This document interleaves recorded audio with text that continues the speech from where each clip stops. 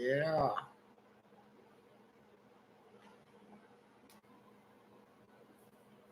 Hey now, hey, welcome. How y'all doing, man? Hope everybody's doing all right. I'm doing pretty good. Happy. My book is about ready to come out. Whew. Boy, it was a hell of a book, though. It's gonna be a good book. Might be a bestseller. I don't know. It will be. You got part 1, part 2, and what's up, y'all? What's up? Ain't nothing happening. Tell them what you just did. But guess what I just did? You know the guy that interviews me, of Hustler Spirit, Big Lee. Well, today I just got through interviewing him. I asked him some hard questions, right? Because people want to know who he is, how he come into my life, right? Why is he doing an interview? What's in it for him?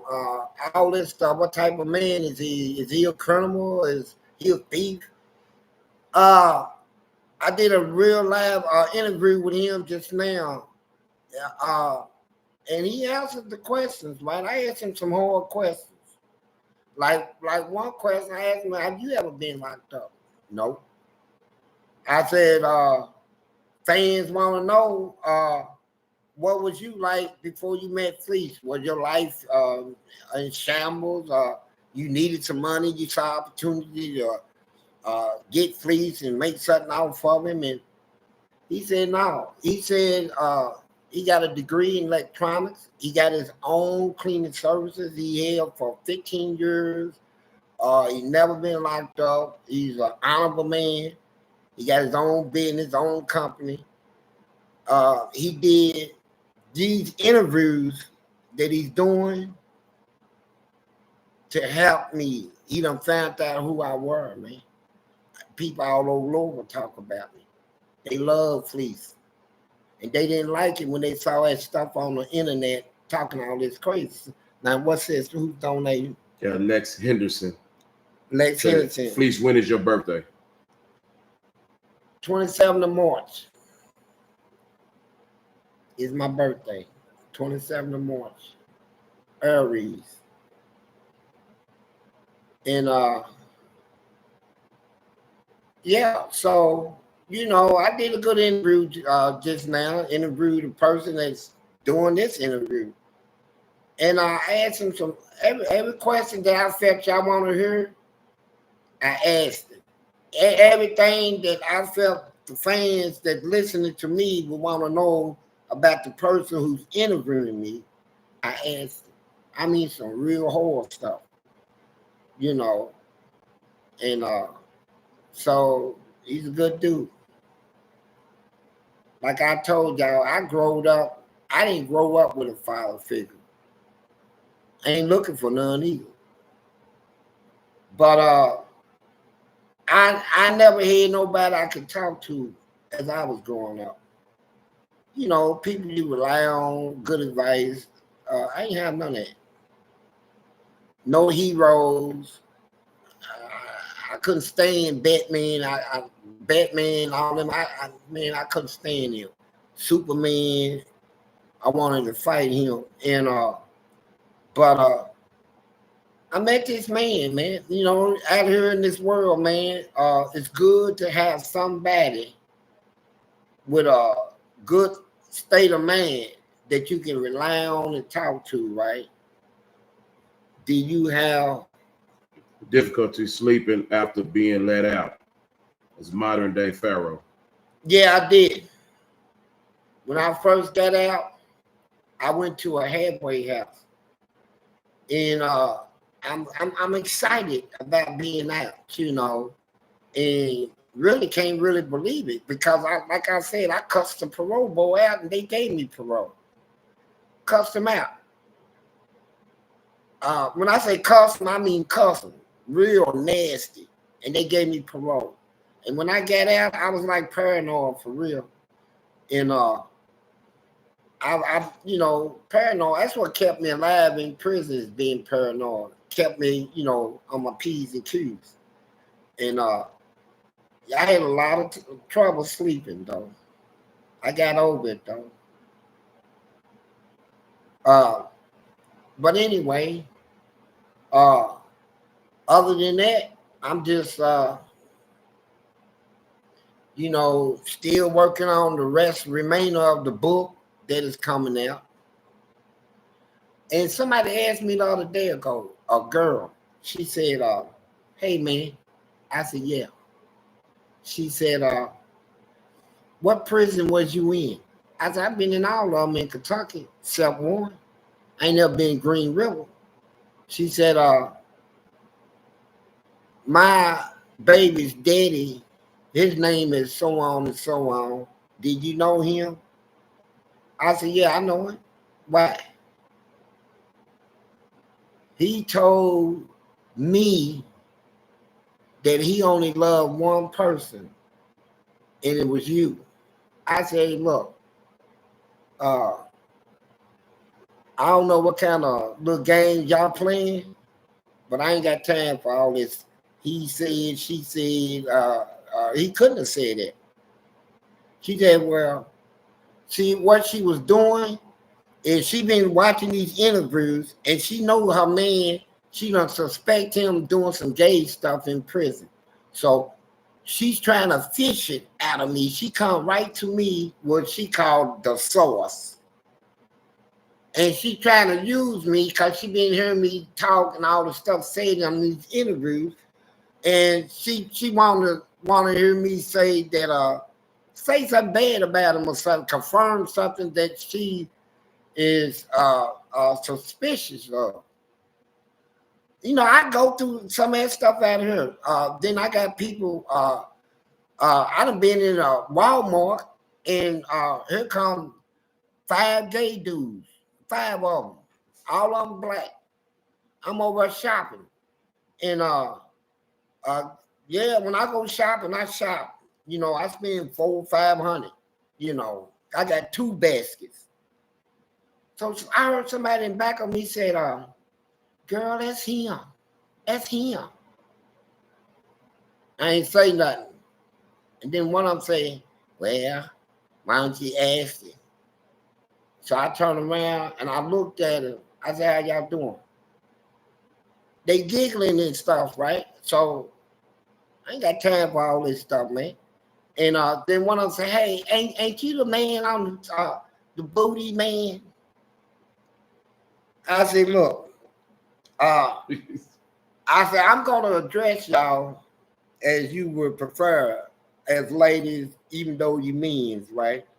Ladies, I'm shopping. I ain't got time for this, right? I'm not in penitentiary. Can you answer one question, though? I said, what is it? What's the question? Do you need some? I said, yeah, I need to get the hell away from you. And I left. But I don't want to be mean to people out here. I run across a lot of stuff. You know, 2 weeks ago, I ran across a guy that I stood there and watched him take it in his butt. And take it. Mr. Basketball, he took it in his butt, came out, went over on the basketball court, jumped up and threw the ball between his legs and dunked. Right after somebody just came out of him. You know, I said, damn. That nigga just, he need to go to the shower. He go right back on the man, pulled it out of him. He pulled his stuff up, man, kissed him all in the mouth and all that. I love you, baby. I love you. He said, okay, I got my game. He said, all right, go on out there. And then, you know, he just pulled out of it. And he put his shorts on. He looked at me and said, what's up, Fleece? I said, what's up, Dr. Duncan? He ran out there on the court. Somebody threw him the ball. He jumped up, threw it between his legs, came out like a 2-hand dunk. So I don't understand what's going on around me. I know I don't want to be part of this stuff no more. I mean, I'm tired of getting tripped out, all this stuff. It's a trip. And so it's like people want to know what's my stance on booty. You know what? I was thinking about getting a show, right? Because I don't think nobody in this country is more educated on booty than the booty man. Nobody. You know, I can tell. You know, I'm gonna get a show where the girls or the boys or whoever think they got a booty, the best booty. I'm gonna do interviews on who got the best booty. Because you know you got a lot of them out there got fake booty. Girls, yeah, they putting in jail things in their butt. And they weren't born. You can look at them and almost tell somebody need to put a lot of them in their face, right? I'm gonna get a show where, you know, after my book come out and stuff, and I accumulate the money, I'm gonna get a show. And in this show, the girls, the booty girl, the girls think they got the butt. You know, we're gonna have a butt contest. You come out there in your little bikini or whatever G-string, walk down a little aisle, stop, turn, make it wiggle, drop, pop it, cock it, side to side it. And I decide, right? I got to inspect that. Now, and I would tell them straight up on TV, straight up, it's fake. Your booty is fake. It's not real. You done had that operation. You are disqualified. And then the girls that born naturally with big butts, no steroid stuff, they come through, turn around, bend over, drop it, cock it, slock it, side to side it, and I'm going to decide. So I've been really contemplating on that though. You know, doing interviews, you know, with anybody with the butt thing. You know, this is a butt generation we live in now. Who's this from? Kirsten Brownrigg donated. Kirsten Brownrigg. Thank you. And other than that, you know, I'm doing pretty good, man. My concentration is on you, my fans, for real. I get on here to tell y'all the truth of things. But here's what I'm confused about, and I want all my fans to know this. Don't get offended. Because I love my fans, all of y'all. But I want y'all to hear this from me. I read something the other day that say, when you speak to people like in a masses of people, you got to appeal to their fantasies, not to the truth. Because they don't live by the truth. They live by what they have, you know, the fantasies that has been put in their head, right? And to set up there and tell them a lot of stuff, true, can make them not even want to listen to you. But you know what I said? I can't do that. You know, that's like what they do in churches. They appeal to people's fantasies, right? The preacher might know that the person that just died ain't going nowhere but hell. But he ain't going to tell the congregation that. He's going to say, well, I tell you what, this brother, boy, he's going to heaven. The Lord is waiting on him. You know, he's appealing to their fantasies instead of this, hey, he's going to hell. Your brother that just died without Jesus is going to hell. But that's what people is doing nowadays. Trump's doing it, politicians doing it, everybody is doing it, trying to appeal to people's fantasies instead of sticking to the truth. Even in the Bible, it says the day is coming where the truth is gonna be evil spoken of. People ain't even gonna want to hear the truth no more. You tell the truth, they don't want to hear it. I applaud you for your redemption and change. Keep inspiring others. Don't ever stop telling the truth. That's it. That's Rich Reed Jr. Yeah, and I feel you on that. That's where I'm at.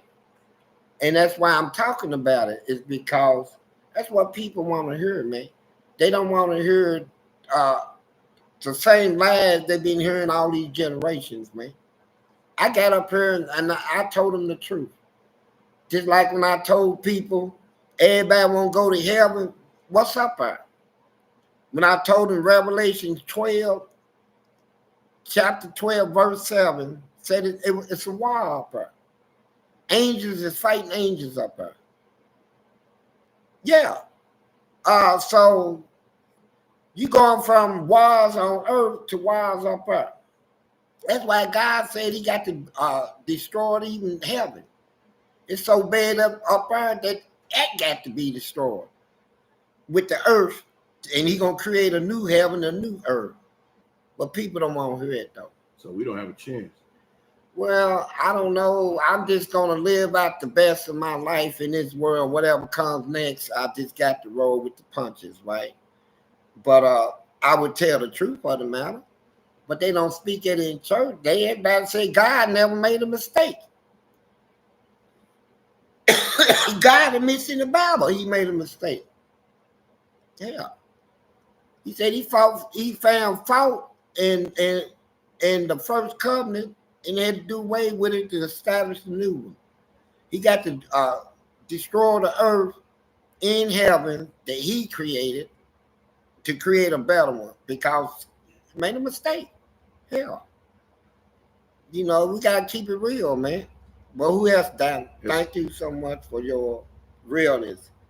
It's crazy, Mike 400. Yeah, Mike 400, thank you. And did you ever see a man get, what it say? Raped in prison. Yeah. But here's the thing about it. This is me. I don't allow I done stopped a lot of people from being raped. You know. Ain't nobody gonna just in front of me knock somebody down and rape them, and I'm gonna sit there and look at it. Say great. Great. Yeah, they get you using the R word. Well, I thought you said rape, but I'm gonna speak on it anyway. No, that's what it is. I won't allow it. And when you read my book, you'll find out that there was 2-3 ladies that worked in the prison that inmates had in chokeholds, pulled their panties down, was getting ready to rape them, and I stopped it. You know, so there's a lot of good in me, man. You know, but back to the story though. Can't give up too much of my book, but yeah, I'm gonna keep it real. That's the thing. I'm gonna tell the truth, man. And I'm telling you, I feel good about it. I feel so good telling the truth about me. It ain't about you, the world, or nobody. I don't use no excuses. You know, yeah, I was put in there as a child or whatever. But I'm straight now. And the biggest part of it was I'm walking around with a baggage on my shoulder. Or just a baggage of just foul secrets and all this stuff. Attitudes, hatred. That is luggage, man, I was packing with me. You know, I'm hiding my secrets, hiding my life. It's causing trouble. I got to act tough just to keep people from knowing a side of me I didn't want them to know. I went through a whole lot, but you know what? When that day came, when I took that big pile of luggage on my back and threw it on the ground, said, I'm done. I confess whatever. You know, I'm a changed man, so it don't matter what people's opinion is. They're going to have opinions anyway. You know, there's nothing about my life I ever did that I can't confess to. and having hatred and grudges, holding grudges and all that. I did away with that. So when you ain't got nobody to hate, nobody to speak ill of, whew, boy, you talking about a good feeling? I'm peaceful. Got Al Mata donated. Said, why did you ask for Buddha in the third video if you're not gay?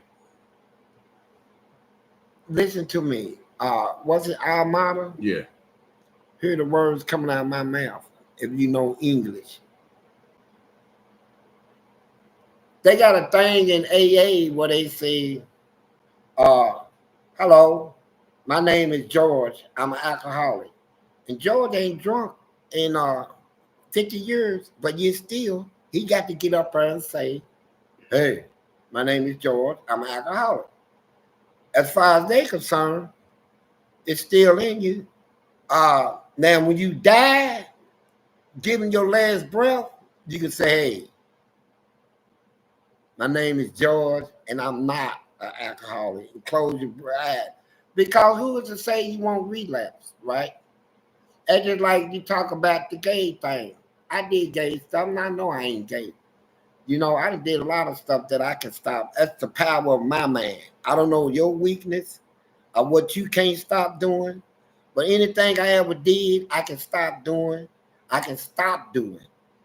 You know, I can stop stealing, stop robbing, stop killing, stop messing with dope, stop smoking, stop drinking. If I'm doing gay stuff, I can stop doing that. Stop messing with prostitutes. Stop wasting my money. I can stop anything that I did. Almada donated, said, got you, good answer. Yeah. Thank you for asking the questions. You should ask hard questions to see what my state of man is, right? Like I told you, I don't get caught up in what I can't change. Man, I know crackheads out here that don't stop doing crack. The hardest that is, dope fiends, I know all of them. When a person wants to stop doing something, they'll stop it and never go back to it. You know, shit. That shit hurts. You know, hurt your booty. Hurt my booty. I won't hurt my booty.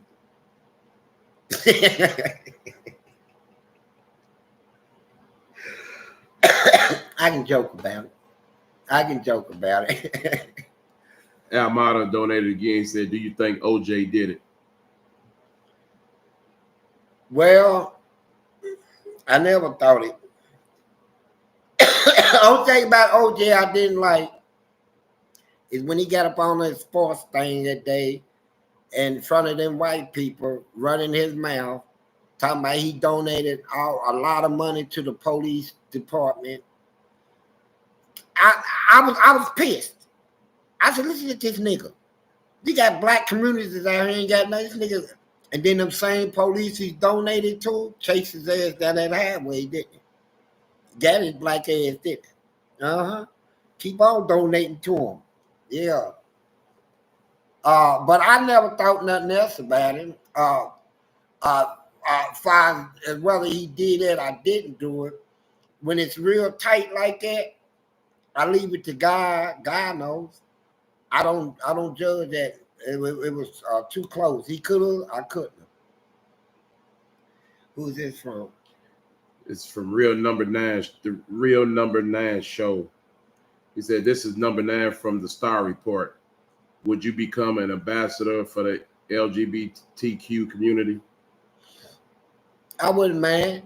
Matter of fact, when I lived up in Minnesota for a while, they got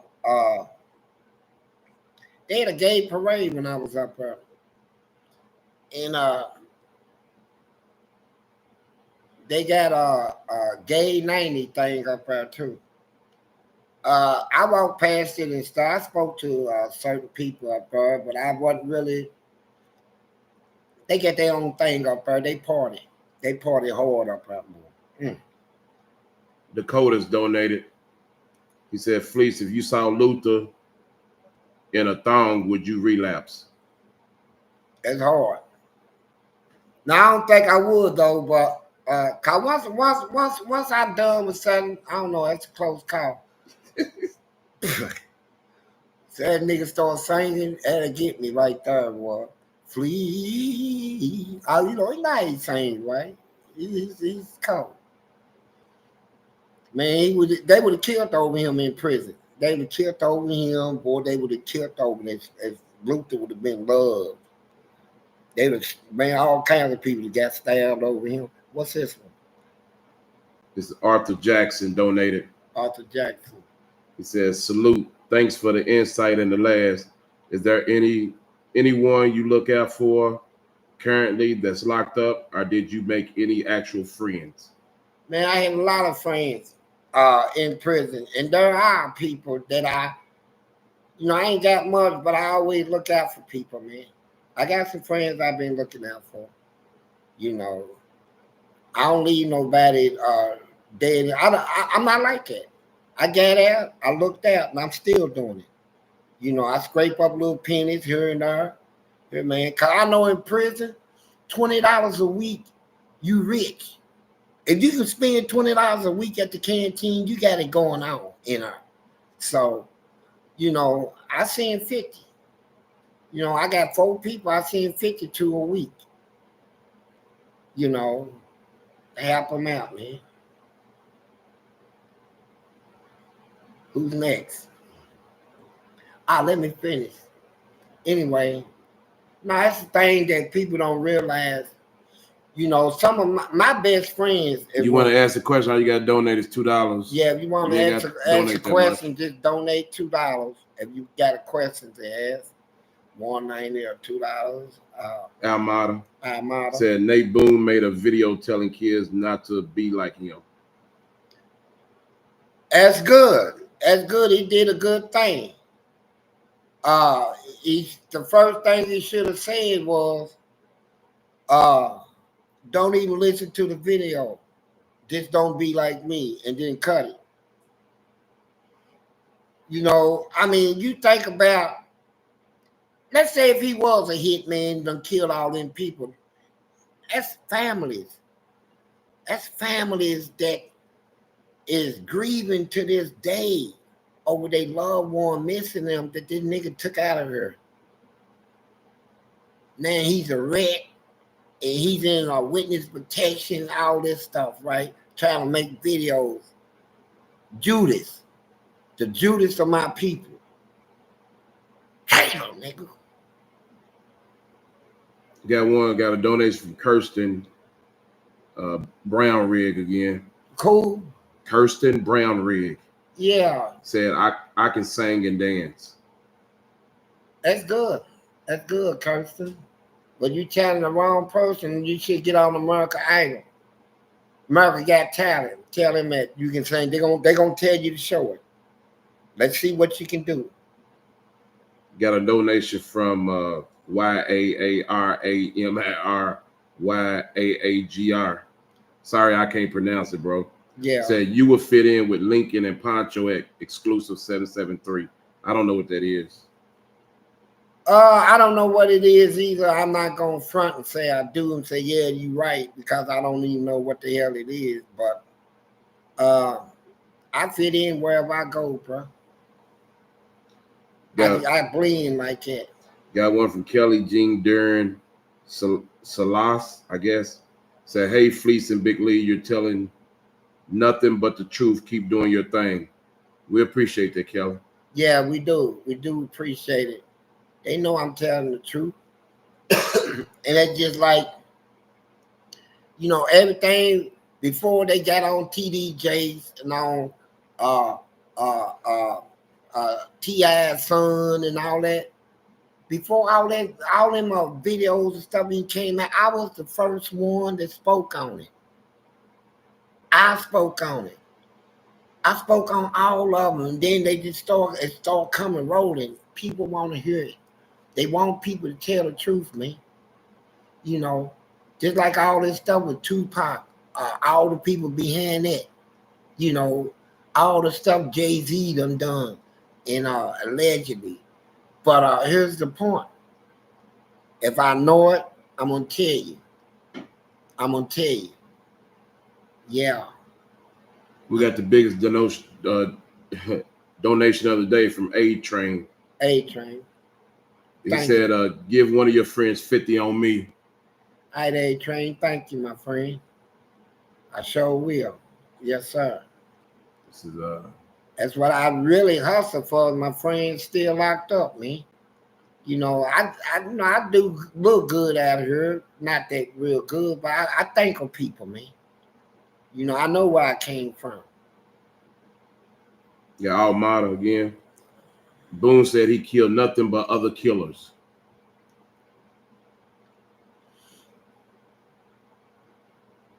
You know what? Have you ever listened to here's the truth I want all y'all to know right here. Have you ever listened to rap music? What they call gangster rap? When they talk about killing. How is it that the only people they talk about killing in gangster rap is black people?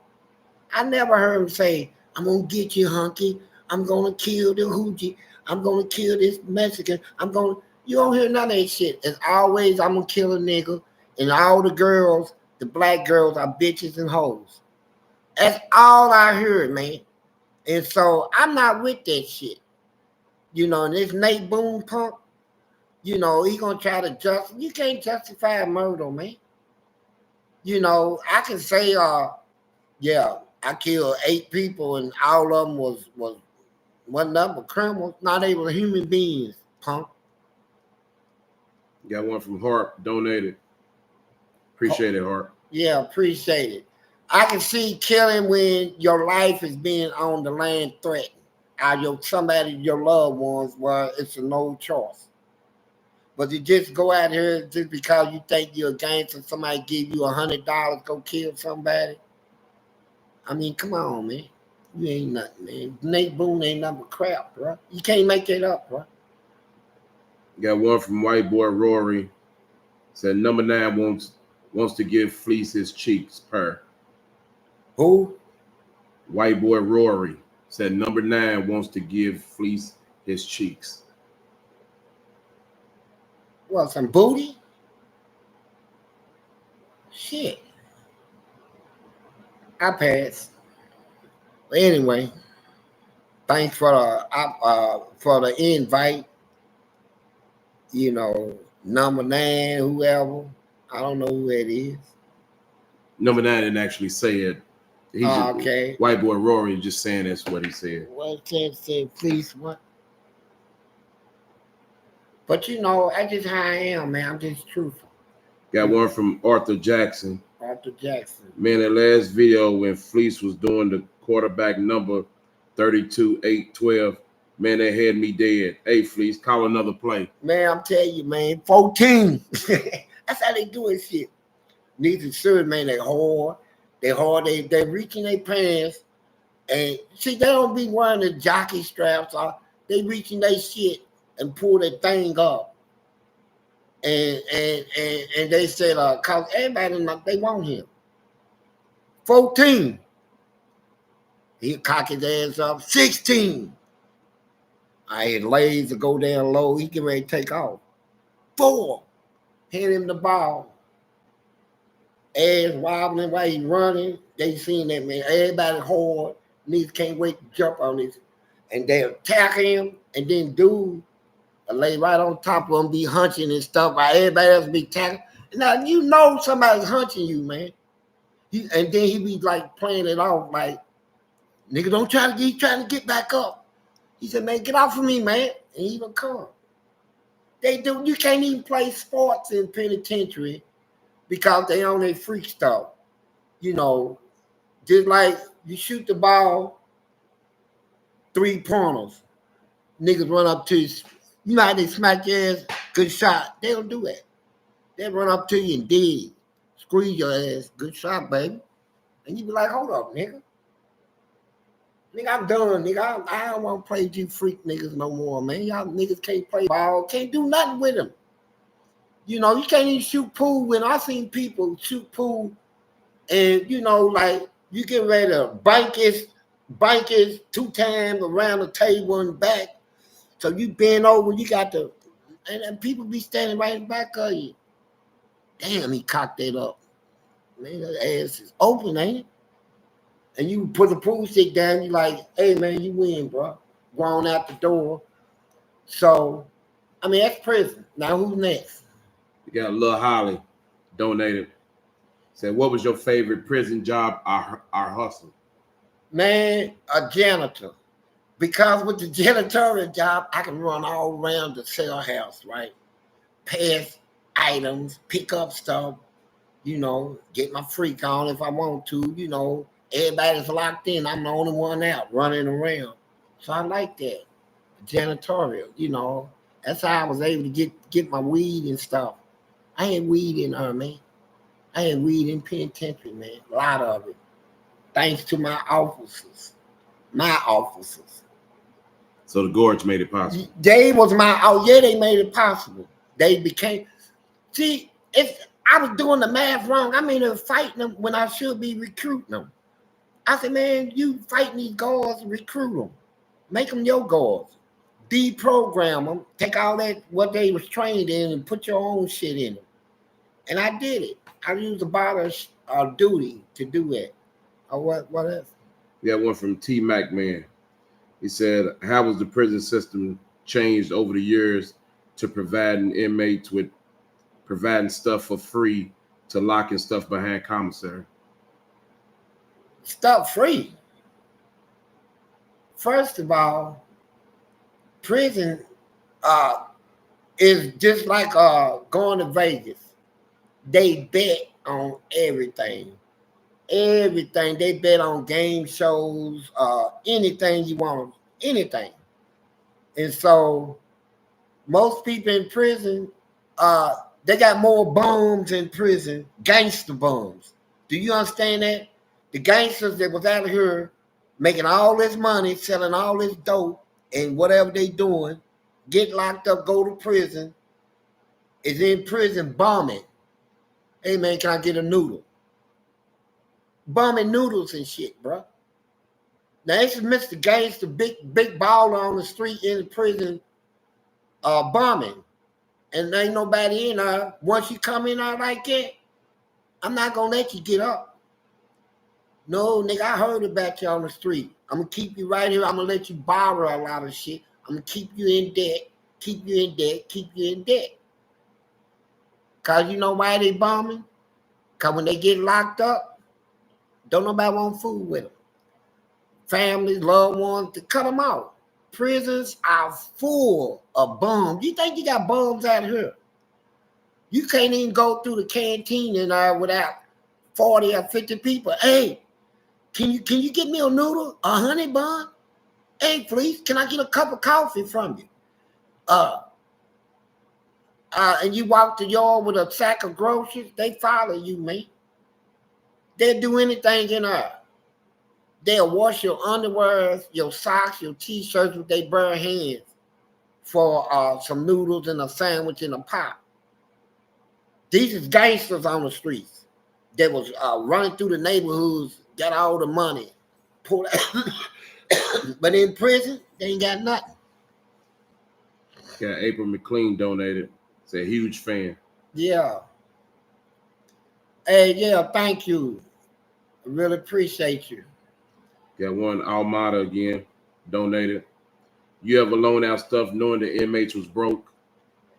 Man, here's what my mistake was. I try to have a good heart. I had 4 stores, man. Okay. The first guy I dealt with was a white guy, Mike Etton. He owed it out 87 boxes, cartons of cigarettes, 87. And the guys that, you know, back then, canteen were on, when they used to let us smoke, they would only let you buy up to 2 boxes out of the store. He tried to send money orders to them. They didn't want it. I brought that man out 87 boxes of cigarettes, got him out of debt, and worked with him. And here's what hurt me is I'm helping people that, I'm getting them out of debt, paying their debts. They locked me up one day. for loan sharking, debt collecting, and gambling. I said, man, y'all didn't get nothing out of my cell. They said, man, we got confidential informants, 32 of them. 32 people wrote notes on me that I was running a store and all that. I've been helping them. So you know what? They said, shut it down. Yep. I did. They can put you in a hole for that. All they need is a confidential informant. I had 32 of them, and I'm running around helping people. So I cut that off, bro. I cut it off. And I reopened. I waited about 3 months and reopened. And I ran it tight. You know, no breaks, no nothing. Pay my shit. You know, pay my shit. Got one from Victor Wilson, donated. Victor Wilson. He said, great damn point, Fleece. You never heard about no other race being under attack but us in music. Much respect, OG, and all the hard heads will learn. That's right. I mean, and so, you know, everybody want to praise Snoop Dogg and all them. But, hey, you know what? Them dudes will sell whoever out to get on top. I don't do the sellout thing. I ain't no U-turn nigga. You know, I don't do the U-turn stuff. You know, coming from the white man. You know, and them white people, they like this. They say, you know what? We're going to give y'all a studio. We'll give you a talk show. But you know what? You got to get up and you got to talk about your people. You got to trash them, talk about them, put them down, kill them. And then when I give you a talk show, y'all better get up there and spit on each other, throw drinks in each other's face, pull her. But we'll give you the talk show if you think you want. Oh, yes, sir. Thank you for the opportunity. All that old stuff. And get up there. But you know what? They don't know. They teaching the black people to take on the character of the people that they see. They say, oh, drama sells. Show some drama. You know, it's a psychological thing, man. That's why all the kids is growing up now trying to portray the image they see on TV. It's a dirty game out here, man. But my mind is stronger than that. I can't stop all this stuff. I just don't do it. And I keep that blackness in me, man. It stays in me. Got one from Almada, donated. Knowing you would get the booty as pay? Question mark. No. Or what's the next question? Got Hart. What caused the most hell besides him in there? Who caused the most hell besides, I guess, you in there? There was one other person that came in behind me, just like me. His name was Jerome Gunn. He was hell on heels. He fought him like I fought him. Jerome tore him up. He tore him up. I don't know what happened to him. I don't know if they ended up killing him or what. But how strong he stayed, right? Because I stayed strong through everything. And guess what? I took and Googled. Here's what you can do. I Googled on my phone, Kentucky State Penitentiary inside. So all them pictures will come up and they'll take you inside the prison. Now, you remember I told y'all that how they threw me in the dungeon. So people's wondering, dungeon? When I Googled Kentucky State Prison, it brought up the history of the prison, built in 1800. And they say they got 4 dungeons. So people that think they didn't have dungeons in there, read the history of it. You can Google it on your phone. It'll show you the prison that I was in. It'll show you the inside. It'll show you the cells. It'll show you that lecture I tore up. It'll show you that room. It show y'all there. You just Googling on your phone.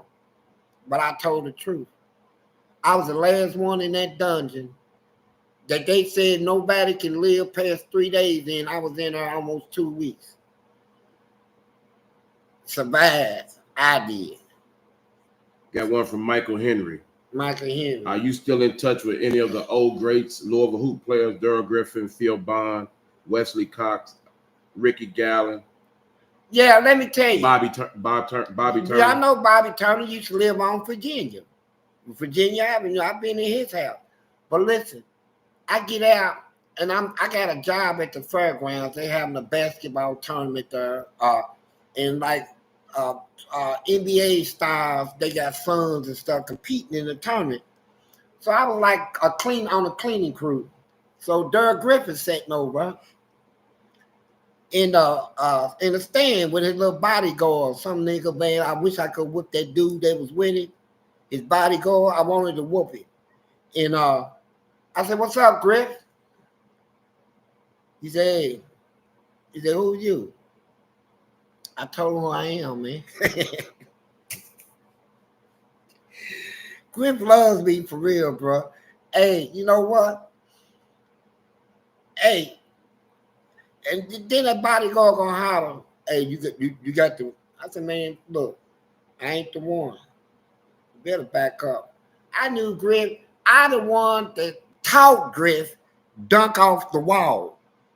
Asked him about that. How you kick your feet off the wall to elevate to dunk, right? Like in the gym, like we had a basketball court going this way, but the wall right here had rims up on them, and you can just run, kick off the wall and dunk, right? But you know what? I don't fool with Griff. Like I ain't gonna, some people go become celebrities and stuff, and then they worried about people that knew them and wonder if they trying to use them. You think you owe me something? I don't do Griff like that. I'm proud that he went to the top. He achieved some of his goals and dreams, and I'm not gonna hit him up with, "Hey man, I've been over your house, man. I've been in your back. I used to play ball with you back there and on that little shed. He had a little ugly rim up on that little shed in the back.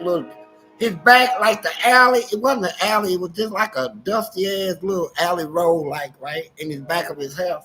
He lived across from the graveyard on Greenwood, man. But me and Griff, we had times, and he probably remembered the time in school, this girl named Kat Moody. Yep, she took his money, man. I took it back. He probably don't. Man, there's so much you gotta remember. But I remember Griff, and but I'm not gonna hit him up. I'm not gonna knock on his door. "Hey, Griff, it's me." We ain't seen each other in decades, man. People grow up, change their life. I remember a time Griff didn't smoke. I remember a lot of stuff he didn't do that he do now. He didn't do then, so, but he's my dude, man. I'm proud of him. That's about it. Yeah. Almada donated again. Does the name Ronnie Youngblood mean anything to you? Yeah. Ronnie Youngblood is the one I threw a hot stuff on. I got 15 years on. That's the officer. They just got promoted. But what is that, a skirt thing? Yeah, I did it. Told the judge I did it. Told him if I had the opportunity, I would kill him. And I meant it. So, people talk about what I did in there. They don't talk about what they done to me. See, that's what everything is left out. It's never they don't want to talk about what them people did to me. Can you imagine 4 months of sitting in a cell waiting on your food tray, your breakfast come? "Hey, Fleece, breakfast time." Bam! Slam the whole tray against the bars. All the food comes in your cell, all over your toilet and floor. For 4 months. Lunch. Here come lunch. Hey, Fleece, here's your bread. Squeeze the bread up in the bowl, throw it on the floor, and smack the tray. Here come dinner. We got potatoes with gravy, all that stuff. I had to eat that stuff for 4 months, man. So y'all gonna tell me that me fighting back was wrong? Hey, I tell you what, let anybody do me like that, you gonna get a fight. Yeah, I'm gonna fight you. Got one from NCB family. It said, have you gone over the rest of Fleece charges? Yeah, that's probably directed towards me. Yeah, I went over them. Most of them, like I said, I got over 800 pages. So it's a lot. But he did break handcuffs. He did tear the sink out of the walls and the toilets out of the floor, the steel beds. He did all that. It's documented. Okay, who else? Got one from Real. Real, thank you. I know since you used to take them dudes, you haven't been able to find a good job. This is how you make your money. So take my donation, buy yourself a beverage, so you can keep running your mouth with all due disrespect. Hey, look, let me tell you something. First of all, brother, whoever you are, you could have kept the donation with that, right? I'm not a bum. I'm not out of here trying to be leech off of nobody. I can work. You know, I was doing the houses before this. Drywall, painting them, bricking. I could do patios, windows. I could do all that. But I had to do it under the table. I had some under the table jobs that, you know, because internet live stuff, didn't want nobody want to harm me. So I maintained it, man. I got skills, you know, that I can rely on when in times where I need to. But, you know, I accept donations from people who give it to me out of pure heart. Not out of pity. You keep your pity, man. Excuse me for coughing. But you keep your pity. I'm not out here trying to leech beg. I'm telling a story about my life. Some people get affected by it. They want to donate, help me out. I really appreciate that. But let me tell you one thing I won't do. I don't sell meat for money. Period. Ain't no white man in this country can give me a talk show and make me come out there and talk about nothing but bad stuff about black people. I'll never do it. You take your money, stick it up your, you know what? Yeah, Almada again, donated. He said, if you pro-black, why did you clap black men booties? And why not only clap whites? Do what? If you're pro-black, why did you clap black men booties? And then he said, why not only clap whites? Well, first of all, if you're going to tell the story, whose booty is it that I'm supposed to clap? Do you know him? Did you see it? Have they talked to you? Are you just sitting back imagining this is what I did? You know, you get that right, then I answer you. Okay, who else? Got Victor Wilson donated. Victor Wilson, said, educate the fools on how many prisons you can be shipped to like cattle while serving time. Man, they tried it with me, and I'm glad it didn't go through. They was going to send me to out-of-state prison. When they send inmates out of us for one reason, to get them killed. Them guys in them other prisons, it's not like the prison system here in Kentucky. They little gangs and stuff is more in unity. They really stick together, and they kill people that come from out of states in them prisons. There's no way you can even word it off. I don't care who you are. But they wouldn't accept me because my record in the prison I'm already in was so bad that them people up there said, no, we don't want nobody like this in our prison. Y'all keep that. No, we trying to get rid of this man is other than, and that saved me. So I'm kind of glad that I was fighting. You think you would have got killed if they Yeah, sent I you? know I would have. Shit, because I'm not going to change, man. I can't watch everybody. Anybody can get killed, man. I mean, you know, I'm not indestructible. I'm not so naive where I think that I'm so tough I can go in any prison and make it. No, I can't. There's a lot of streets I can't live on and make it. It's just the nature of life, man. In general, know that. You know, cause you got some people like, man, they can send me anywhere. I'll make it. No, you won't. No, you won't. In reality, you won't.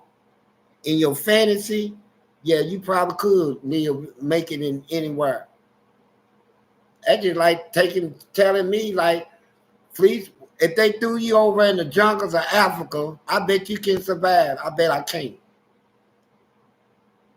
I bet I probably won't live 3 hours over in that jungle. All that shit running around.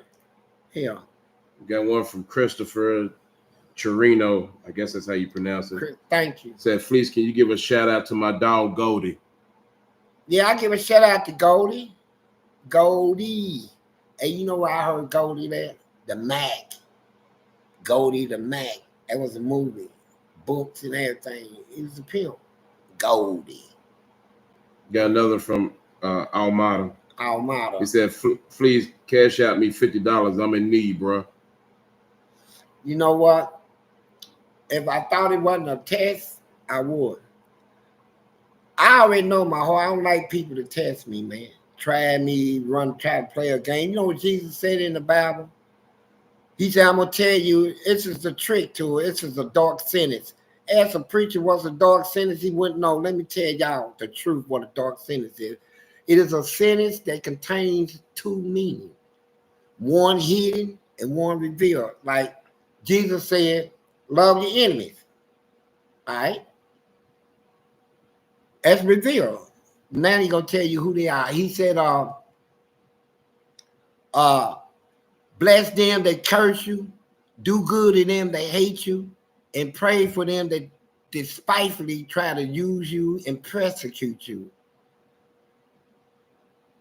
So what he did in that sentence is told you who your enemies were. When he said, bless those that curse you, you know, people that wish bad on you. Them is your enemies. Then he said, do good to them that hate you, the haters. They do a lot of hatred stuff all behind your back and all. He said, but still do good to them. He said, the ones that try to use you, he didn't say let them. He said, pray for them. And the ones that try to go into your life and persecute you, go pick something out of your life, put it on display, and start a persecution. Pray for them. See, I taught y'all something. American Male donated. He said, interdental ain't lying. You played yourself. Got on TV. Hold on, it just moved. Got on TV talking crazy, and now surprised about the outcome. All love though, Fleece. Hey, you know what? It's not the way, that's how you view it. But you know how I view it? It is what it is, right? What I'm doing, you ain't caught it yet. I'm telling y'all a story about how I used to be. Okay, and I told you all the things that happened to me as a result of me being how I used to be. All my consequences I suffered came from my actions. Okay? And I told y'all, brought you full circle. I was a person that people said could never change. This man ain't going nowhere but hell. He is the devil. I done heard all that said about me. And at that particular time, I was unchangeable, devilish, filthy, foul, rotten, corrupt, nigga, whatever. But I had love in me, right? You know, you don't know nothing about that. So All this stuff that the devil took me through. He took Jesus up to a mountain that's higher than any mountain in the world and tempted him. From a baby all the way through prison, I didn't even know my value or who I was in God's eyes until I went to the penitentiary and God revealed himself.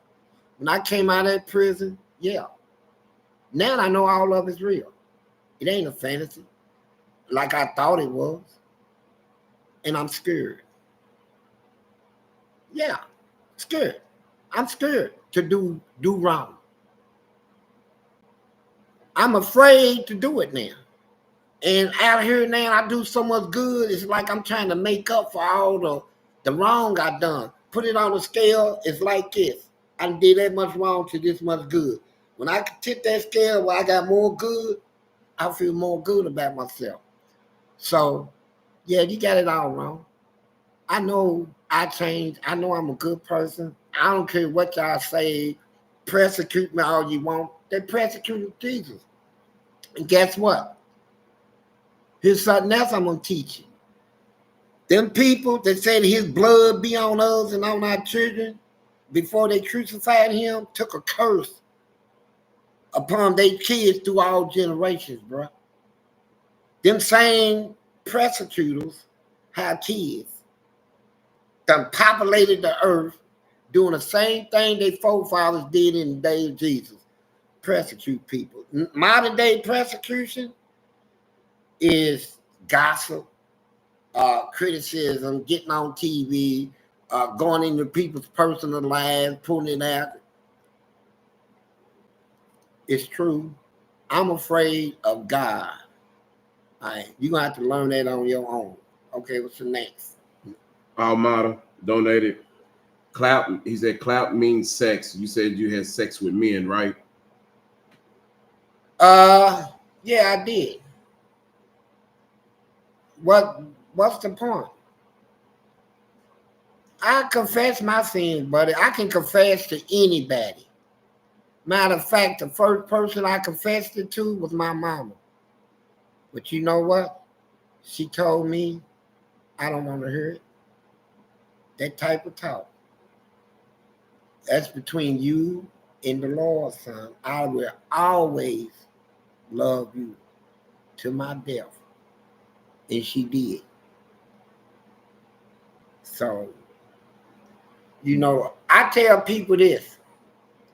I don't go after your respect because you know what? I lived my whole life without your respect. Your respect ain't going to pay my bills, put food on my table, clothes on my back, or shoes on my feet. So when a person tell me, do you want my respect? What's the value of it? It don't pay bills. You keep your respect. I don't need nothing from you. And if you come in other way, you're going to be met with a consequence. All right? Yeah. Got one from Gold Grill Mafia donated. Said Fleece, can you talk about how people in jail lose parents while they're in jail and how it affected you? You love your videos. God bless you and Big Lee. God bless you too. Yeah, God bless you. Man, I had all kinds of friends in prison that lost their loved ones and stuff. And they come to me, man. My mama just died, Fleece. So I got to send the word around the yard, man. I don't nobody, ain't no games, no playing around. Let him man. We stick with each other in there. The only time this came, they had to do in her, love kill. And all these, I told y'all about it, but y'all probably ain't heard it. All the young guys messed with him. Love kill. We heard your daddy shot your mama good. Love kill said, okay. But he'll remember what they've been saying. And so this young guy, one day, his grandmama died. So Love kill walked up on him. What's wrong? He said, my grandmama died. He said, do you love her? He said, yeah, I love her. He said, if you love her that much, dig your dirty bitch up. And then the dude started laughing because he know Love Kid gonna get him back. He said, you know what, Dylan, you are nasty. But we had a thing in prison where we keep each other strong, man. Tried to. But when I lost my mama, I ain't gonna lie, me and my daddy ain't never got along, and I'm gonna say this on video. They thought I was gonna go off. They called me down, they had 5 guards escort me to the chaplain. He said, Fleece, oh Jesus. I said, what is it? He said, you know, they stopped smoking in here, but the warden said I can give you some cigarettes. You can light one up. I lit one up. He said, I got some, he said, oh, Fleece, forgive me, but I got some bad news. I said, what is it? He went through that, man, over and over. And then he finally told me, your dad just died. You know what I told him? If he was still alive, man, I'd tear it up in him. If you told me he survived death, I'd probably go crazy. That's how much I disliked him. And that's true. That's true. That's true. But with my mama, when I even heard, see, I get paranoid over my family because I'm locked up and I'm kind of thinking that they didn't die, so they were killed. And what made me think was I got a greedy sister, man. I'm going to say it. She's greedy, she's foul, she's nasty. My oldest sister. She took power of attorney and moved in with my daddy because my daddy had a lot of stuff. So when he died, he was a diabetic. So I read a magazine once that said that the diabetics, they hallucinate when they don't have their insulin, when it's withheld from them. And before he died, they was taught that he done hallucinated and all this. So if you ain't not living with him, why he didn't have no insulin? And then another thing, after she stole all that money, my mom, all of a sudden my mama is got cancer, and then her daughter gonna send me a letter. Grandmama is about ready to die and all that. I cried so hard, and I got on the phone, talked to my mama. She said, I'm fine. I just came back from the store, this and that. People talk this and that. And we had a wonderful talk and stuff. So next thing you know, she dead.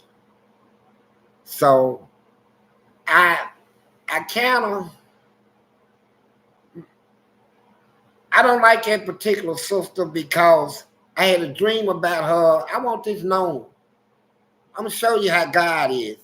I had a dream about her that she gave her soul to the devil, right? A real bad, it was so real. Now, when I get out on the street, I meet her daughter. I'm going to put it out here.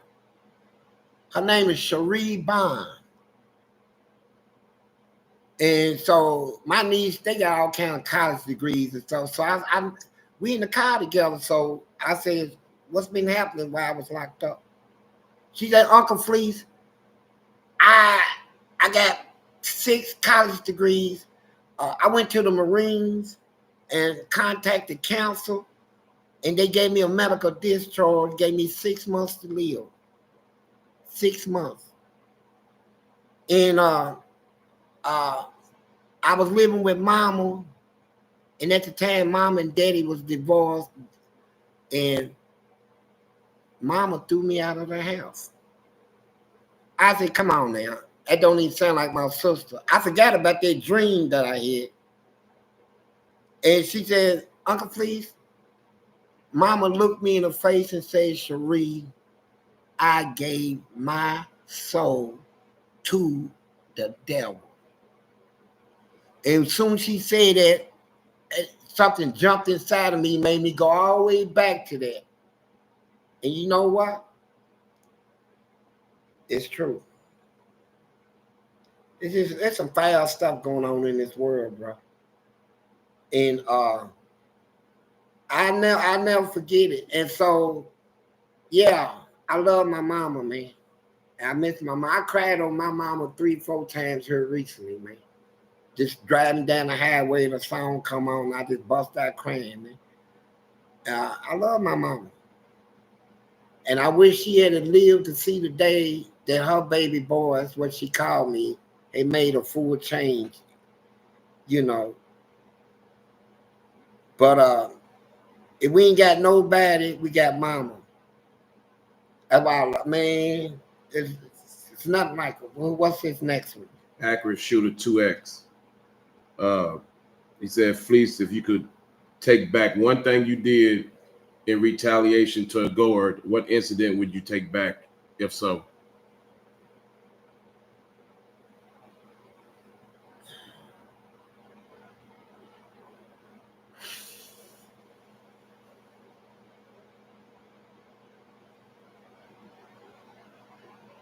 That was a good one there. Yeah, it was a good one because it was so much that I done in there, man. I mean, I'm at war.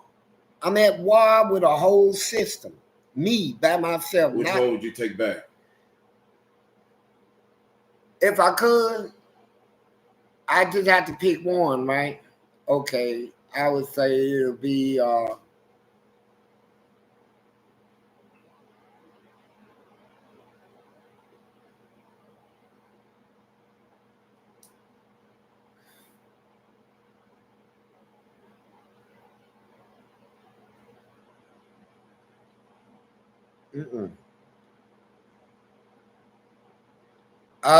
it wouldn't. It would be probably. It would probably. It'd be that young blood thing though, for real.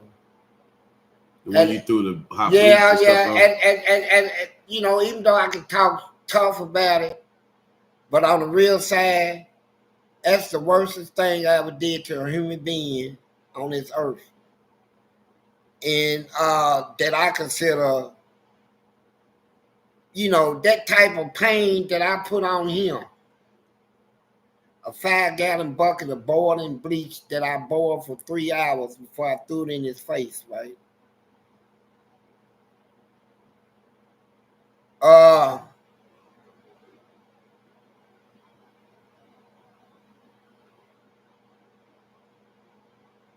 don't know. I can say something crazy about it, but that'd be fronting. I don't do that. But I look at my situation like this. I don't look for things that I could have took back. You know, when I was doing that stuff, here's what my state of mind was this. Leave me alone. Stop disrespecting me. Stop breaking my rights. Violate. What about all the times they tore up all my mail? What about the guard that stuck a can of mace up my butt? What about 500 flags in my butt? What about guards throwing pee in my face? What about the torture, the waterborne, all that stuff that they did? All the taser guns. Did y'all know how many times that and getting shot? And all that stuff covered up. So which one would they take back? You know, as far as I'm concerned, you fought me, I fought you. Got one from Almada again. Yeah. Said, okay, so if you're pro-black, why go after black booty? You keep on saying all that black booty stuff, man. Why don't you ask how many black people in there that I saved from getting their butt took? Why don't you check the city? When me and my wife was together, we had people come over to the house I didn't even know was out. Came over, told my wife, your husband saved my life in prison. Then here's another guy. If it wasn't for your husband, I wouldn't be out here. Then here's another. I mean, hey, you can think you can trash my name, but you can't. I done did too much good too much good. Got a donation from Matthew Gibson. He just donated. Yeah. What he say? Thank you. Got one from Tony donated. He said, Fleece, I had the same dream 5 years ago that you had when you said Jesus was standing over the earth and everyone was running. But my dream was the devil instead of Jesus. Kind of crazy we had the same dream. Well, first of all, I didn't say Jesus was standing over the earth. I said when I saw him, he was up in the sky in a big old cloud like he was framed in a picture. And I seen some people over here looking up. Everybody's running. And when I looked at them, they said it's Jesus. So when I saw him, he was in a position. It told me that position he was in, no matter where you were in the world, you're going to see him from the same position, distance and stuff that I seen him from. You can be in Egypt. It was just our eyes seen it. I knew I couldn't run, and I prayed. Now the devil, I saw briefly, and it's real, of him being released from that prison he's in. Boy, let me tell you something.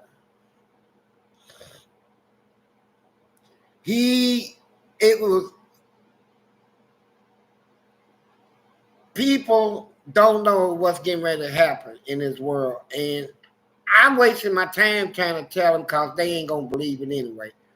But I'm gonna tell you what. I don't care how tough you are. You would not be able to stand up under that without Jesus. I'm just telling you. No human is a match for what's getting ready to happen. Now who's next? Got one from Gold Grill Mafia donated. Said, what's the habit from prison that you have, or the habit that was hard to break when you came home? Shit, smoking. I don't have habits I can't break, man. I don't put that in my mind. See, your belief, if I asked you, what is your belief? Not somebody else's belief. You can read a book and the book can say, do this and do that. That's the book's belief, your belief. Now, I have my own belief. My belief is I can stop anything I do at any time. I gotta just want to, and want to do it bad enough. There's people that kick cold turkey without going to a AA meeting. Just I'm done, and be done. So somebody asked me something about sex and with a donation. It's Travis Clark donated. He says, how do you control your urges to have sex or pleasure yourself? Because once a man learns how to control it, they can reach their full potential. I take my man, something I learned in prison. When I used to be changed to the bed and put in some real painful situations, I could close my eyes, man. And I can put myself anywhere in the world like it's real. And remove myself out of where I'm at. I'm there in the physical body, but not in the spiritual. So I control myself, man, by just being able to understand what's going on. See, I understand stuff. I understand. I actually start questioning things and understanding them. Who's the next? Almada Amada. donated again. Said, you say ask hard questions, but you keep ducking, man. I'm not ducking. How Amada? Let me answer your questions. Okay. You say I go after, why go after, if I'm talking the black thing, why go after black booty? Right. That was your question, right? Who said I went after black booty? Did I say it? Do you know it for a fact? Do you? So, Amara, here's what I'm going to say to you.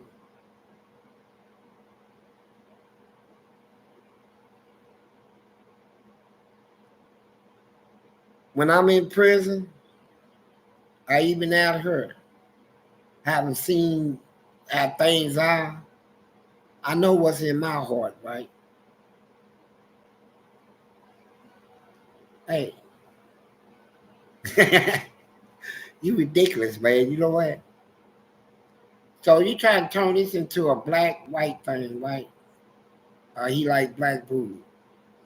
Men's out here, a lot of them go to white girls. Yeah, a lot of black men running to them, flocking to them by the dozens because the white girls is they temperament. They you can talk to them, scream at them. They won't even talk back to you when you get on them too hard. But them black girls cuss a nigga out, call you a bitch, a whore, and all that. You know, in prison, you mess with whites in there, you're gonna have a lot of racist stuff going on. They see a black guy trying to mess with a white boy, they ain't gonna like you. Stay with your own. So do that answer your question? Thank you. He donated again. Almado said, yes, it's in the videos. Well, did I just answer your question? If I gonna do something, I'd rather stay with my own. If my own is already doing, like I said, in prison, 80% of them is gay.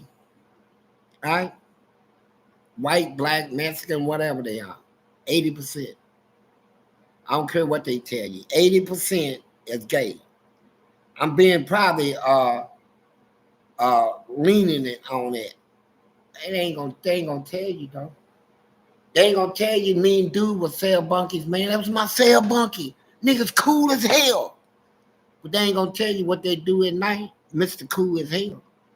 How he throw his legs back at night and get between his legs and them buns, right? Yeah, he's cool as hell, all right. But people do what they do, man.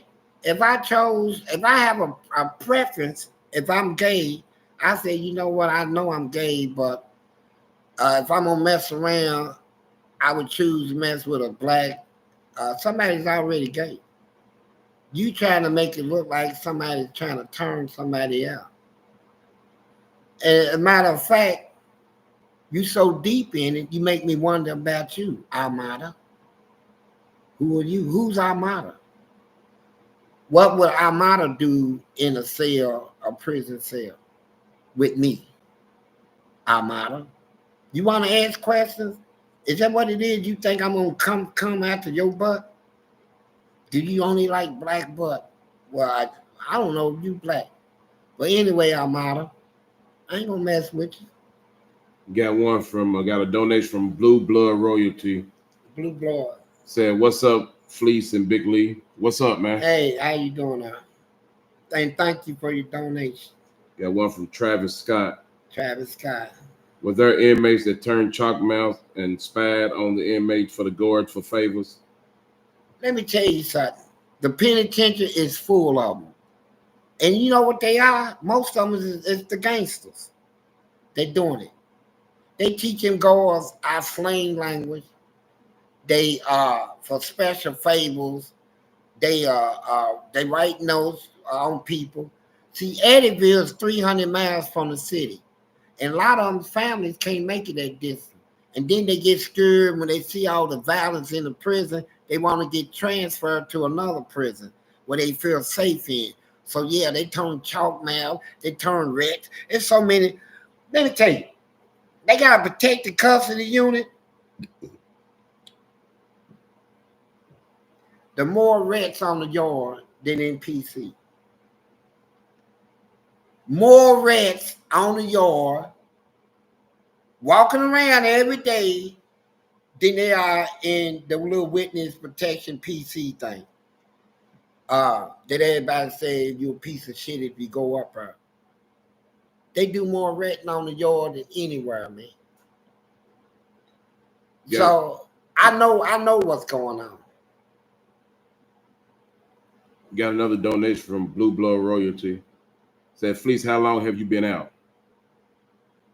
I've been out since 2015, baby. Yeah, I've been 2015, man. I've been going through all this out here. Internet stuff. They've been lying on me. I couldn't hold a job. None of that stuff, man. I burned it, man. I've been burning this stuff. They done made cartoons and all this stuff off of me. Cheated, didn't have my consent. I burned it, man. I'm walking around, people looking at me like I'm a predator, you know. But the people here in my city that knows me, they didn't bad from the beginning. They know me too well, bro. Got a donation from Naptown. Naptown. He just donated. All right. Got one from Giovanni Bello. Giovanni Bello, thank you. He said, do you believe the inmates who turn religious are truly remorseful, or are they only seeking religious guidance due to their incarceration? Well, I'm going to tell you how I try to teach these little ignorant inmates, right? They going up for parole. Fleece know everything. I done read all the manuals where the guards get their training. Guards let me read all this stuff. But listen, I told these inmates, when you go up for parole, you know what they tell the parole boy? I got a GED. I got a college degree. I took up this trade, that trade. I got a good support system waiting on me. My wife, my kids, I got a job waiting on me. And then, you know, the parole board say, is that all? You got anything else? And it's no. They come back in the parole board and say, I'll see you in 5 years.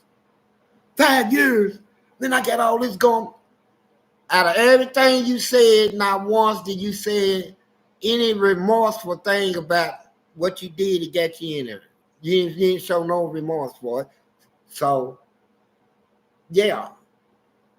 I know all about all that stuff. And that's why they threw me out. I was helping people, man. I was getting them out of prison.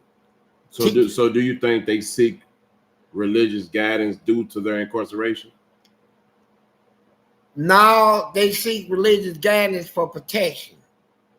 When they come in prison, they know they scared somebody gonna get their booty. Now they ain't got these guns. All this stuff they was doing out there in the street, shooting people and killing them with pistols. They ain't got the gun. Now they looking at these inmates that have been locked up a long time, of these big old arms, muscles popping all out. And they scared. So they go to church to try to keep everybody off their booty and stuff, right? From taking their money and their booty. Inmates get hip to that stuff. Hey, you in church? Yeah. Oh, okay. Okay. Hey, Naptown put his question in there a little late. What's your favorite basketball team? Or who's your favorite basketball team? Man, I don't have one. I stopped watching basketball when Michael Jordan hung his stuff up. It just wasn't no interest to me no more. It wasn't. I'm just being real with you. It just Michael Jordan, Dennis Rodman, all them, Scottie Pippen, them, when they hung it up, man, they took the interest out because it seemed like every year they come up with some type of new rule. Barely touch somebody's foul. It's but I can tell you who I think my favorite basketball player is, though, of all time right now, right? It's ridiculous not to say LeBron, right?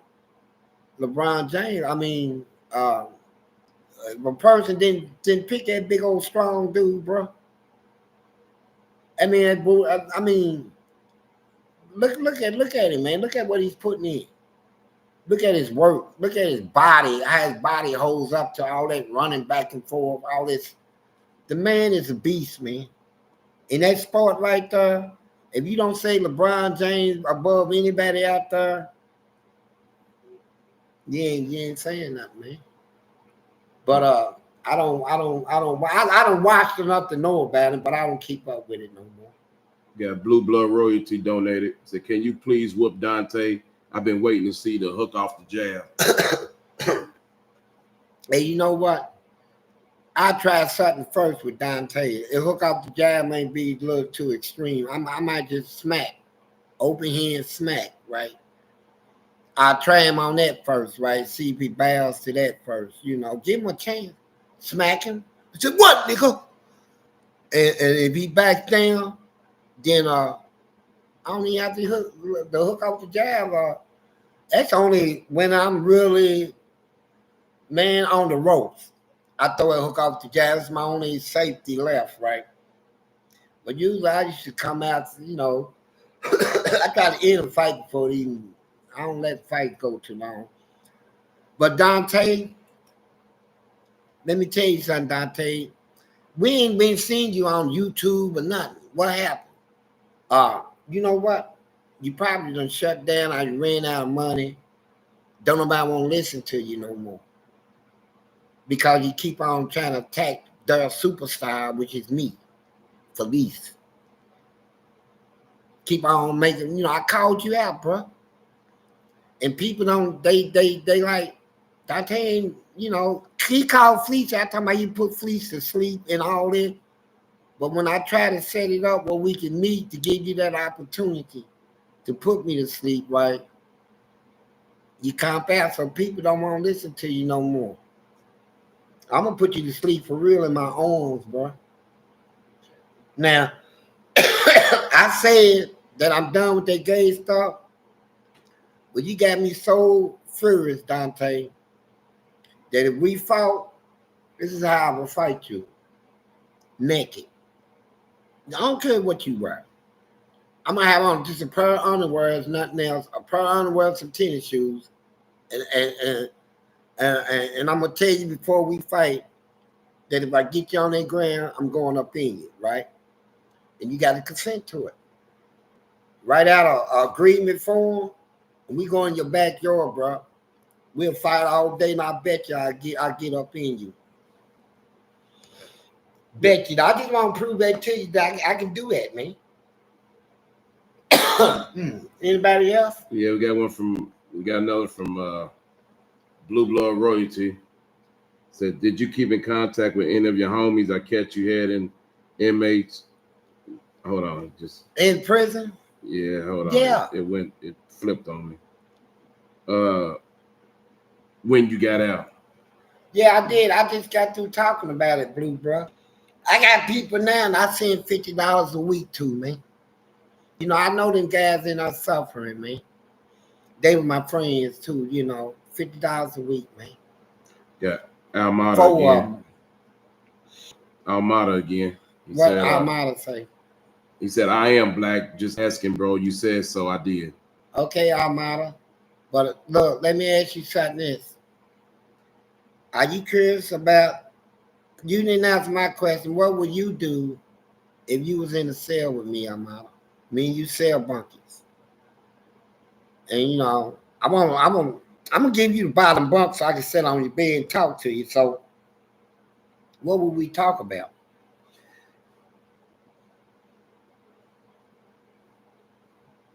Can you answer that? Somebody else got a question? Yeah, Naptown donated. I ain't Naptown. My girl Hattie said, "What's up, Fleece?" Hattie. What's up? Ain't nothing. You know what it is. You know. Got one from Big Black Broke Man. Big Black Broke Man. Said, good afternoon. Hey, Black Broke Man. He said, good afternoon, Fleece and Big League. I wish you two peace, abundant of prosperity, and good health, accompanied with lots of wealth. I appreciate that. Yeah, man. Hey, and tell you what, Black Man, I used to use your name in prison. Oh, not my fault. It's Big Black Broke Man. Well, but I used to use a voice called Black Man. What voice was that? Hey, Black Man. Yeah. What's up? It's Leroy, man. Anybody come in? Tell me. No, Leroy. Ain't nobody in here yet, man. All right, Black Man. Let me holler at Roscoe. Roscoe. Yeah. What's going on, man? Oh, man, they just brought some big mouth nigga in, man. Niggas making all this noise and shit, man. Tell me we ain't with all that shit. Hey, Black Man. Yeah, man. Man, I don't know what we're going to do, man. We got a nigga down there talking. See, I used to do all that in prison. I used to confuse people in there, man. They don't even know it's me I can talk about anything, make deals, all this shit. But I don't do it no more, man. I destroyed some relationships like that. I had 4 girls and 4 different voices and forgot the voices. Got one from Hart donation. Fleece, was you cool with any death row inmates? Yeah, all of them. It was only one death row inmate, man, that I really didn't like, and I had to fight him. I'm talking about mess him up. When I say mess him up, he was so bloody, you couldn't even see his skin. And he was racist, and I ain't even gonna call his name out. But you know what? He got his butt whooped. But the rest of them, I talk to him every day when I come out.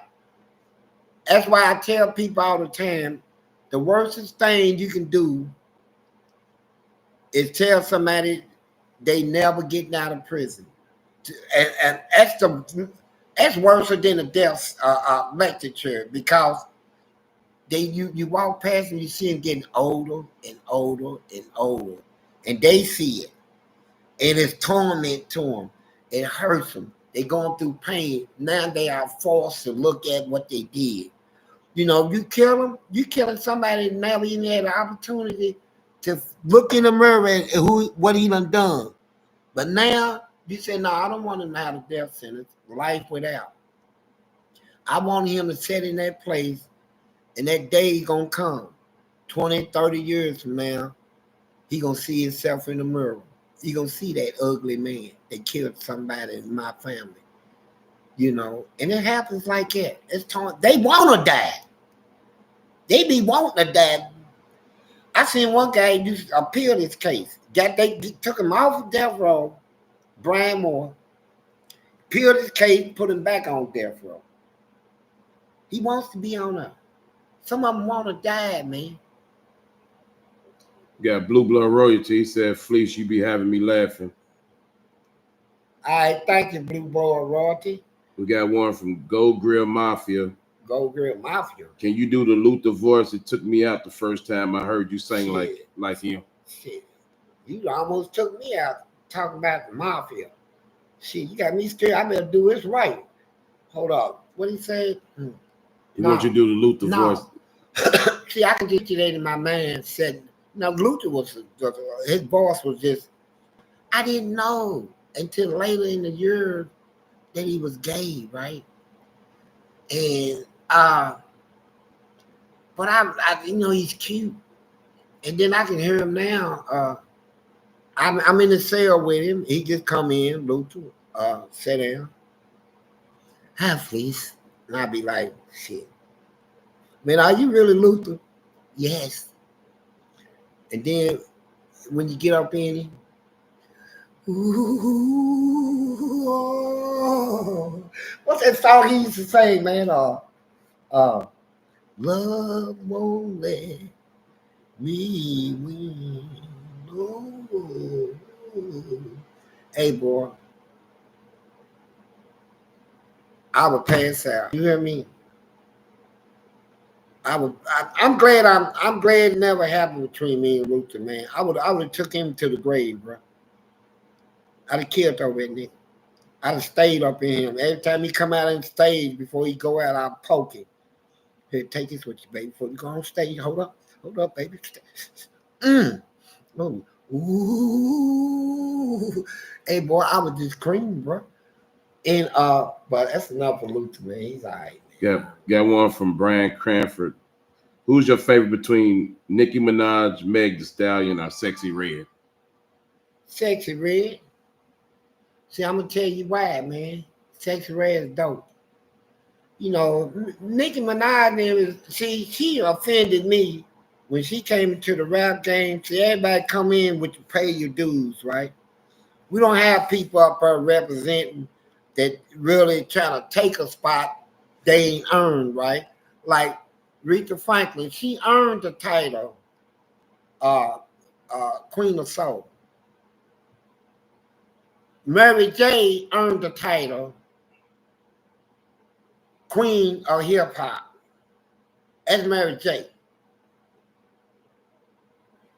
Nicki Minaj come in and try to take spots and claim a title They wasn't even subscribed. Man, you can't claim your title, man. The fans we give it to you.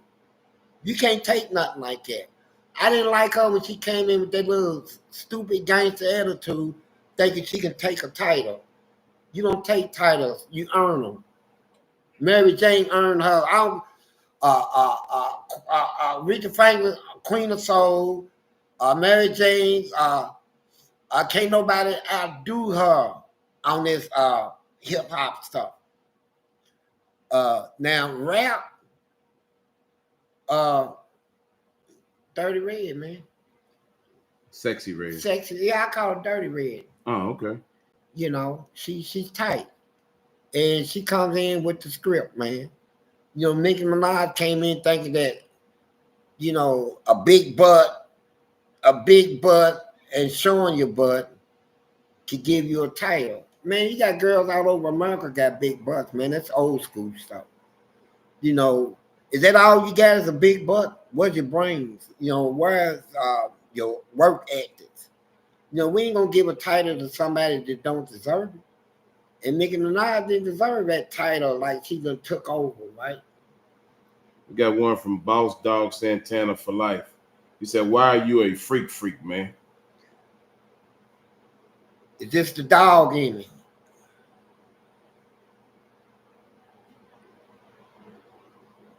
Almada donated, said, "We would talk about life." Yeah.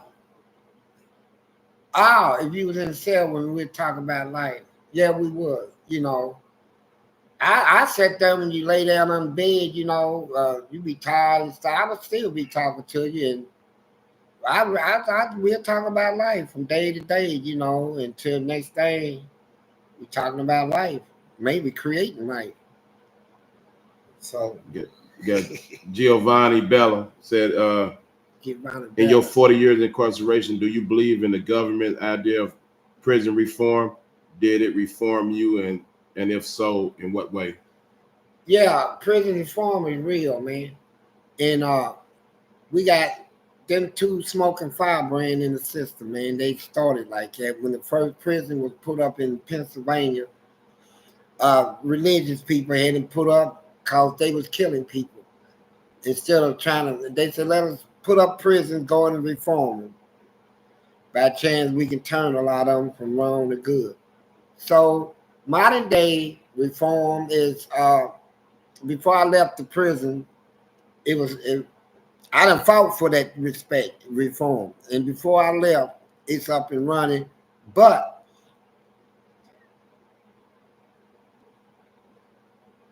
it's just like a constitution. You got a constitution that ain't nothing if the people ain't gonna enforce it, right? We got set in place in these prison systems all sorts of avenues of reform. But what is happening is there's no enforcement on it. You know, it's just like up there for stealing government money. Prisoners get out, they sell us a dream in there. When we get out, man, we faced with all sorts of hardship, right? Ain't no safety net. All that stuff they talk in the programs, we don't see out here in the real world, right? We see the opposite, you know. So a lot of people, when they see it, they result back into criminal behavior, right? Because they're not prepared, man. They believe that there would be reform, and reforms in place, but they're not respecting it. Like with me, what sense would it make to give me parole just to prove a point to me? We hate Fleece so much. We're going to put his name out there that he's a raper. Hope they kill him out there. Nobody want to talk to him. We're going to fix it that when he sticks his insurance card in the thing, it got two different dates on it. Born to 27, born to 28. So he'll never be able to get insurance benefits. And they put so much out there on me, and then they threw me out. Now I'm going to get him killed out there. But I went under the radar, survived. Now I'm up, and I'm attacking. And I done proved that they lied about me.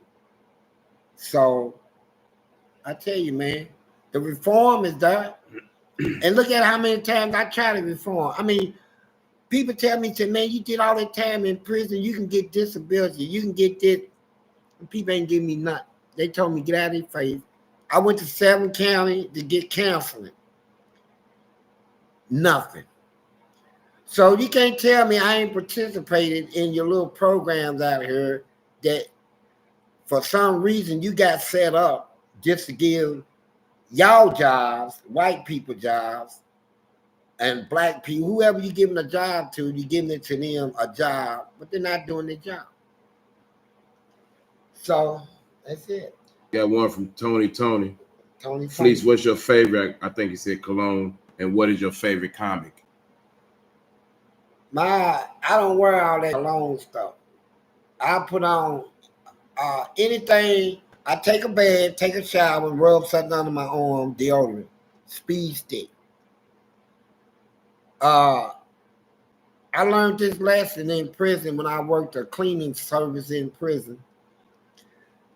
I used to go down and pick up all the cleaning supplies, and one day I said, you ain't got the air pressure, ain't there, Barbara? What's up? See, the only thing air freshener does is hide, conceal dirt. Conceal it and hide it. You know, and you got a lot of people out here I seen do it. Get ready to go to work, ain't took a shower, nothing, just get up this and shit all over their body like they done had a shower.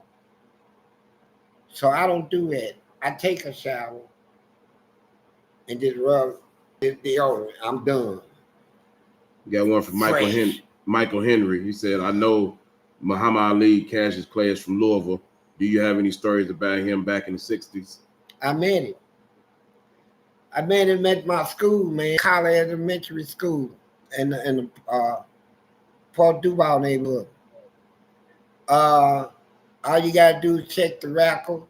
You see he came in school, he swung at me, threw his little punch at me like that. You know, playing I ducked him. I seen Muhammad Ali, but I can say this about him. When he was Cassius Clay, because he's Muslims, they kept on running their mouth about not eating pork, his bed, and all this. I said, man, let me shut him down on this real quick. Muhammad Ali ate pork, but when he was Cassius Clay, he was knocking them out in the first. Any round he called, they go out. When he became a Muslim, he got his jaw broke and he ain't got knocked down. I said, Mike Tyson, same way. I said, all your football players was raised off of pork. My people that can take a baseball and knock it over the thing was raised off of pork. The fastest man in the world is a pork eater. The strongest man in the world is a pork eater. So if eating pork is bad, why they so good? See, nobody want to answer that. I keep it real, though. Got a donation from Handyman TV. Thank you. Handyman TV. Got one from Modern Day Pharaoh. He said, you need your own cereal, booty ovals. Hey, you know what? You're right. Seriously. And I believe it in sale, too. I'm serious. Because people, they like stuff like that. They do. Got one from William. He just donated. William, thank you. And the last one we're going to take for the day is Blue Blood Royalty donated. He said, there are other YouTubers that have done 30 years, 23, 10, 28 straight. Do you think they had booty? They said they didn't partake. Of course they going to say it. And as far as I'm concerned, I got to hold them at their word because, you know, but what I know in my heart, I know it's crap. I don't want to hear all that old stuff. Some people, ain't nobody like us at Hustle Spirit. We tell the truth, man. We ain't with all this. So peace out, my brother. All of y'all. Booty man.